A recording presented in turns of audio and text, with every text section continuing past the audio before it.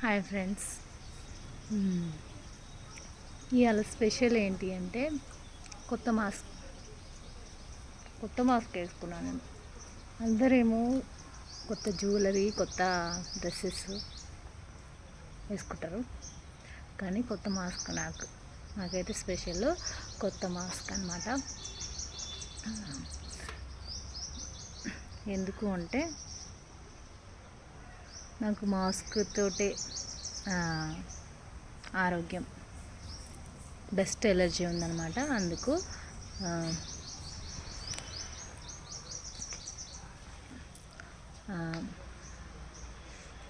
మరియు ఈరోజు చెప్పాల్సింది ఏమి అంటే, అందరూ మన దేశంలో లేదు, కానీ మన దేశంలో లేని దాన్ని చేయడానికి మనకు చాలా ఇంట్రెస్ట్. ఇప్పుడు మన దేశంలో లేని దాన్ని చేయడానికి ఇంట్రెస్ట్, కానీ మళ్ళా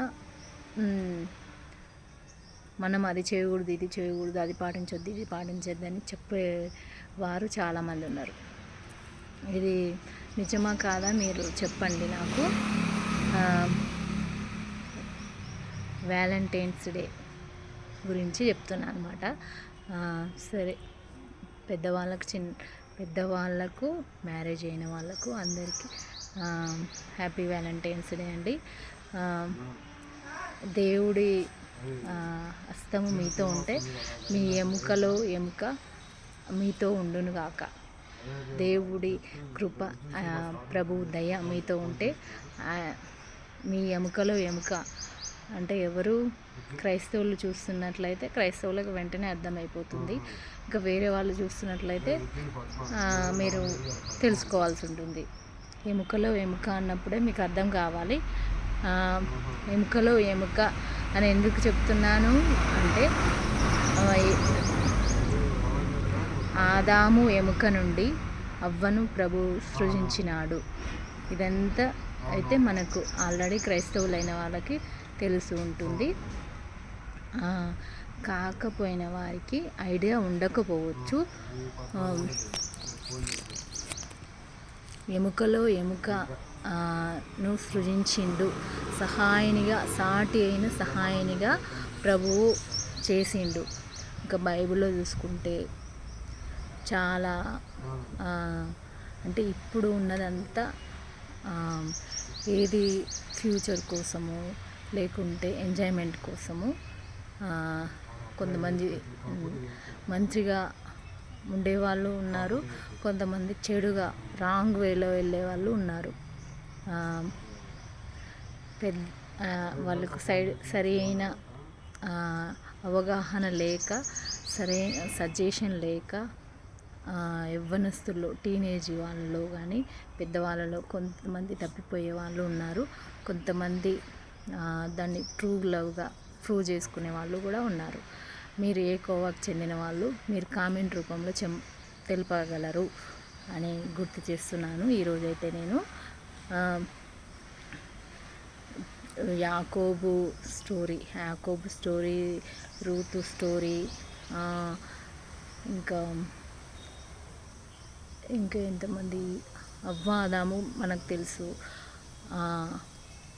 అబ్రహాము స్టోరీ, కొన్ని బైబిల్లో కొన్ని స్టోరీస్లో లవ్ అంటే ఒక్కరిని అప్పుడు ఆ రోజుల్లో మనకు ప్రభు నిబంధనలు, ధర్మశాస్త్రము రాకముందు ఉన్న స్టోరీలు ఉన్నాయి, ప్రభు ధర్మశాస్త్రము వచ్చిన తర్వాత ఉన్న స్టోరీలు ఉన్నాయి కదా. తెలిసిన వాళ్ళకు ఐడియా ఉంటుంది, తెలియని వారికి తెలుసుకోవాలంటే మీరు బైబిల్ చదవాలి. బైబిల్ చదవడమైనా లేకపోతే స్టోరీస్ వినడమైనా, ఇంటర్నెట్ ఉంది కాబట్టి, ఛానల్స్ ఉన్నాయి కాబట్టి మీకు ఏ విధంగా తెలుసుకోవాలనుకుంటే ఆ విధంగా తెలుసుకోనగలరు. మనం ఇప్పుడు అప్డేట్ అయ్యాము అని అనుకుంటాము, కానీ దేవుడు సృష్టి ప్రారంభంలోనే చాలా మనము కొత్తగా ఫీల్ అవుతాము, కానీ కొత్తది అంటూ ఏది ఉండదు. ఈ సృష్టిలో ప్రభువు సృజించిన దానిలో ప్రభువుకు అన్నీ అంటే మన హృదయం నూతనముగా పరిశుద్ధంగా కావాలి ప్రభువుకు. కానీ ప్రభు అన్నీ మనం కొత్తగా ఆలోచిస్తున్నాం, మనం డిఫరెంట్ చేస్తున్నాం, మనం అప్డేట్ అయ్యాము అనుకుంటాము. మనం మనుషులం కదరా అందుకని. కానీ ప్రభు సృష్టి ప్రారంభంతో అన్నీ ఉన్నాయి.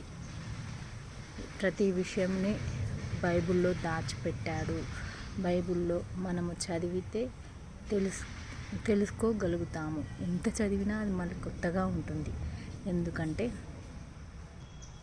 అదే మరి ప్రభు మాటలలో ఉన్న మాధుర్యము. అది జుంటి తేనె దారల కంటే మధురమైనది అని అందుకే మరి అనేది. అవ్వ ద్వారా మనము ఈ లోకంలోనికి రాగలిగాము. కానీ అంటే అబ్రహాము సంతతి నుండి మనం వచ్చాము. కానీ ఇప్పుడు వ్యాలంటైన్స్ డే అనేది జరుపుకోవడం మన భారతదేశంలో మనది కాదు అని అంటారు. అది ఎవరు తీసుకొచ్చారో ఎలా తీసుకొచ్చారో మనకు తెలియదు. ఇది ఒక ఫెస్టివల్ లాగా జరుపుకుంటాము.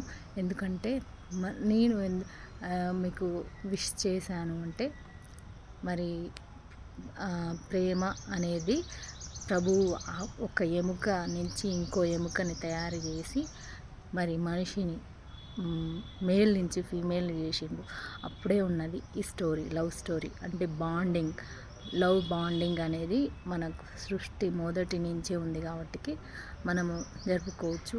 ఎందుకంటే ఇష్టము అనేది అది సహజమైనది, కానీ అధికముగా మారకూడదు.